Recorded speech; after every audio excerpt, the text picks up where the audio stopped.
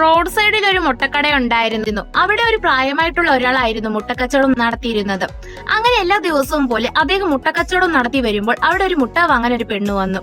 ആ ഒരു പെണ്ണ് അവിടെ വന്ന ഉടനെ തന്നെ അദ്ദേഹത്തോട് ഒരു മുട്ടയ്ക്ക് എത്ര രൂപയാണെന്ന് ചോദിച്ചു. ആ പ്രായമായ വ്യക്തി ആ പെണ്ണിന്റെ അടുത്ത് പറഞ്ഞു, ഒരു മുട്ടയ്ക്ക് 10 രൂപ.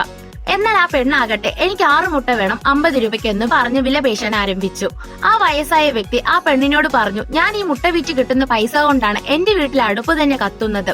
ഈ മുട്ട നിങ്ങൾ വാങ്ങുന്നതും വാങ്ങാതിരിക്കുന്നതും നിങ്ങളുടെ ഇഷ്ടം. എന്നാൽ ആ ഒരു പെണ്ണ് ആ പ്രായമായ വ്യക്തിയോട് പറഞ്ഞു, നിങ്ങൾ തരുന്നുണ്ടെങ്കിൽ താ, ഇല്ലെങ്കിൽ ഞാൻ വേറെ കടയിൽ പോയി വാങ്ങും.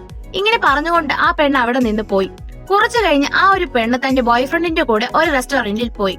റെസ്റ്റോറന്റിൽ വെച്ച് അവർ കഴിച്ച് 2 കോഫിക്ക് ബില്ല് വന്നത് 900 രൂപ. ആ ഹോട്ടലിലെ മാനേജർ ആ പെണ്ണിനോട് ചോദിക്കുന്നു, മാഡം, എന്റെ കയ്യിൽ 100 റുപ്പീസ് ചേഞ്ച് ഇല്ല, മാഡത്തിന്റെ കയ്യിലുണ്ടോ?